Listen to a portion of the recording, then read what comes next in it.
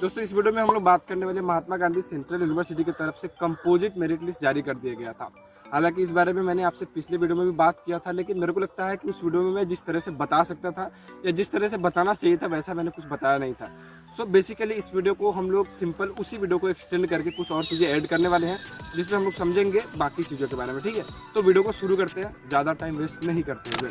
सबसे पहली बात यह है कि महात्मा गांधी सेंट्रल यूनिवर्सिटी की तरफ से कंपोजिट मेरिट लिस्ट जारी कर दिया गया है। यहाँ आप अपने दिमाग में एक चीज़ बिठा लो कि कंपोजिट मेरिट लिस्ट का मतलब है कि ये एक यूनिवर्सिटी की तरफ से ऑफिशियली नंबर ऑफ एप्लीकेंट्स की लिस्ट जारी कर दी गई है, जिसमें जितने भी लोगों ने अप्लाई करा था उन सभी का नाम दिया गया है और उनके मार्क्स के बेसिस पे उनका एक वेटेज बनाया गया था कि 100 आउट ऑफ इतना उनको दिया गया। ठीक है, सो बेसिकली ये एक कंपोजिट मेरिट लिस्ट है, ये आपका फाइनल मेरिट लिस्ट नहीं है। मेरे कहने का मतलब ये है कि अगर आपका नाम आ भी गया है इस लिस्ट में तो इसका मतलब ये नहीं है कि आपका एडमिशन कंफर्म हो गया।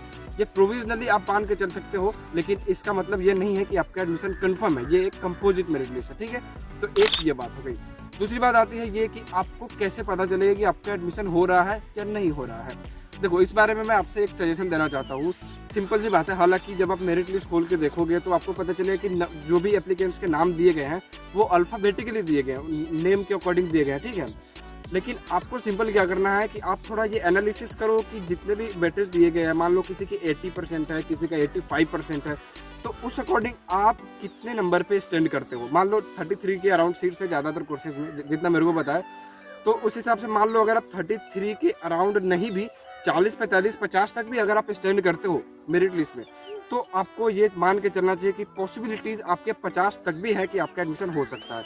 ठीक है, अब 50 तक मैं इसलिए कह रहा हूँ क्योंकि जैसे मान के चलो 33 सीट्स है, तो 33 जितने भी 33 स्टूडेंट्स हैं उसमें इसका मतलब ये कंफर्म नहीं है कि वो सभी पार्टिसिपेट करेंगे एडमिशन के लिए। ज़्यादातर लोगों ने ऑलरेडी काफ़ी सेशन लेट हो चुका है तो एडमिशन भी ले रखी है, तो इसलिए आपके चांसेस 50 तक भी है कि आपका एडमिशन हो सकता है। तो खुद को एनालिसिस करो कि आप किस जगह पे स्टैंड करते हो वेटेज के हिसाब से। मान लो किसी का 80 है, 70 है, 75 है, तो उस हिसाब से आप अपने आप को थोड़ा एनालाइज करो। ठीक है, अब बात आती है डॉक्यूमेंट्स के रिगार्डिंग। तो डॉक्यूमेंट्स के रिगार्डिंग मैं आपसे यही कहूँगा कि जितने भी डॉक्यूमेंट्स आपने उसमें अप्लाई करा है, चाहे वो EWS हो, OBC, SC, ST, जो भी आपने कैटेगरी अप्लाई किया है, जो भी आपके पास डॉक्यूमेंट्स नहीं है वो सभी एक साथ इकट्ठे कर लो। उन सभी की एक फोटोकॉपी वगैरह तैयार करके रखो। फोटो वगैरह जितनी भी चीज़ें आपको लगनी है वो सभी आप बना कर रखो। ठीक है, तो बेसिकली डॉक्यूमेंट्स के रिगार्डिंग मैं आपसे यही कहना चाहूँगा, सारे के सारे डॉक्यूमेंट्स प्रॉपर तैयार करके रखो ताकि आपके काउंसलिंग के टाइम किसी तरह की प्रॉब्लम नहीं हो सकता है कि आपको एडमिशन में दिक्कत आ जाएगी। तो डॉक्यूमेंट्स पूरे अपने संभाल के रख लो अभी से। ठीक है, एक और बात मैं आप लोगों से कहना चाहता हूँ, जैसे आप सभी को पता है कि 12 तारीख तक आपके पास अभी भी टाइम है अप्लाई करने के लिए।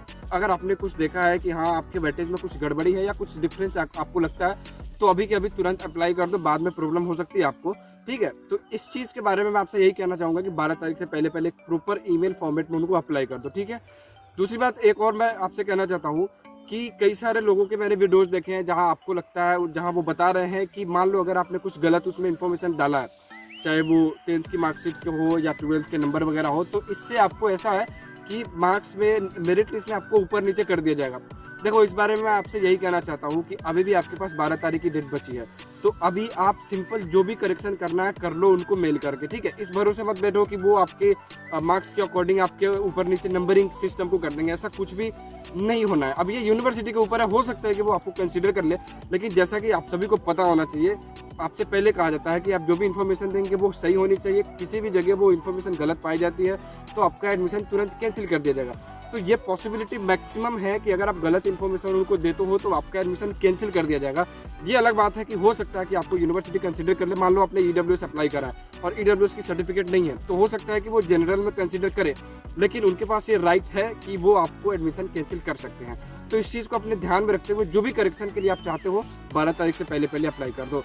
एक और मैं आपको सजेशन देना चाहता हूँ कि जैसे मान लो किसी को लगता है कि मेरा एडमिशन अब नहीं हो रहा है, क्योंकि सीधी सी बात है, कंपोजिट मेरिट लिस्ट देख के आपको फील हो सकता है कि आपका एडमिशन हो रहा है या नहीं हो रहा है। ठीक है, तो उस बेसिस पे आपको कुछ अलग प्राइवेट यूनिवर्सिटीज़ भी देखनी चाहिए जहाँ आप ऑल्टरनेट की तरह देख सकते हो। आप अपने बारे में कोई और कॉलेज कोर्स वगैरह देखो जहाँ आपको एडमिशन मिल सके, क्योंकि सीधी सी बात है अभी ये अक्टूबर चल रहा है, नवंबर दिसंबर 2 महीने के चक्कर में आपका पूरा 1 साल बर्बाद हो जाएगा। ठीक है, तो एडमिशन ले लो, कहीं ना कहीं पूरा साल वेस्ट करने से अच्छा रहेगा।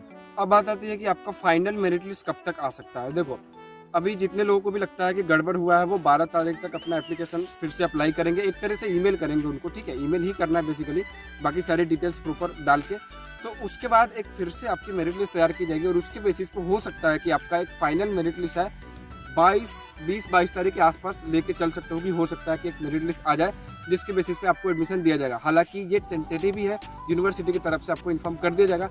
उसके बाद में बात आती है कि क्या 1-2 और मेरिट लिस्ट आएंगी, तो ये टोटली यूनिवर्सिटी के ऊपर डिपेंड करता है। बेसिकली 2 मेरिट लिस्ट तो जरूर आएंगी, ठीक है। हालांकि मान लो पहले मेरिट लिस्ट में कुछ ना कुछ इसलिए तो खाली रह ही जाते हैं फिक्स, तो जितनी भी सीटें खाली रह जाएंगी उसको भरने के लिए सेकंड मेरिट लिस्ट आएगी और उसके बाद ये पॉसिबिलिटी है कि 3rd या 4th मेरिट लिस्ट भी उस तरह से आएगी। तो बेसिकली ये कुछ पॉइंट्स थे जो मैंने पिछले वीडियो में नहीं बताया था, छूट गई थी।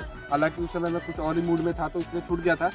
तो इस चीज़ को आप अपने ध्यान में रखते हुए MGCUB की तैयारी करो, जो भी चीज़ें आपको आगे ज़रूरत है उसके लिए तैयार रखो। Thank you.